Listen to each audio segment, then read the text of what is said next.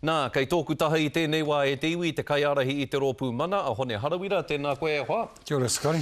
Nā, ko te kohanga reo hei kaupapa kōrero tuatahi mā tāu I te mea mohio ana hau mai rāno koe e tautoko ana I te kaupapa o te kohanga.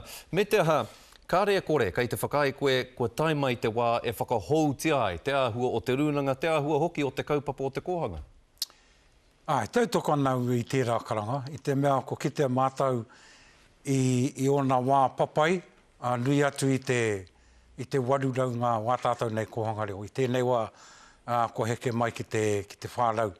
Nō reira, kei hea rā te huarahi tika, kia wakahoki anō, kia ua wā papai, hei wakaora I tō tātou neo, hei whakanuia I ngā kaupapa o tō tātou ao Māori. Tikana kia wakatakoto I tētai kaupapa. Hea hei heke ai ki o whakaaro? Nā te tirohanga o etahi o ngā kaiarahi I tētahi atu kaupapa. Arā, ko te trust pia. Mena kia tūtika te trust. Engari, e hara tērā te tirohanga tika. Mena hihana kia wakaorai te kohanga, tirohia ki wā tātou tamariki, tirohia ki wā tātou whānau I ngā wā katoa.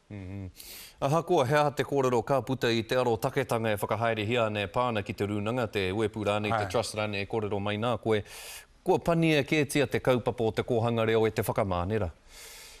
E hoa, ko te wakamānui kei te kāwanatanga I te mea meana te tribunara ki a rātou. E kore koutou e wakamana I te kohanga reo. E kore koutou e tuku pūte atu ki te kohanga reo.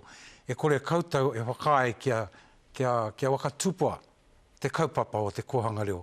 Ko tēnei mea te raru o te iti pūtea, hara tērā te raru nui. Ko te raru nui nā te kāwanatanga I tāhai, I te kaupapa, e wakaiti ana I te kaupapa, e takahi ana I te kaupapa, mai tōna tīmatanga. Hone, take hō hei kōrero mā tāua, pēhea o whakaaro ki te whakatau a te mana aro take prihimana e pāna ki te pupuhitanga o Lachlan Kelly Tūmorai, hei tā te pūrongo ka mahue tā ngā prihimana whakawhirinaki atu ki ngā kaitakawainga Māori o te manatū prihimana I mui te whaiwhaitanga atu I tērā tamaiti. Pēhea o whakaaro?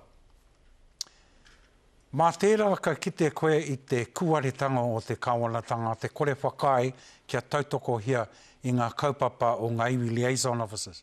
I te mea koe anō ki te kōrero mō tūhoe, mena ka haere tuatahi rātau ki roto, e kore tēnei raru e pāna ki te motu whanui.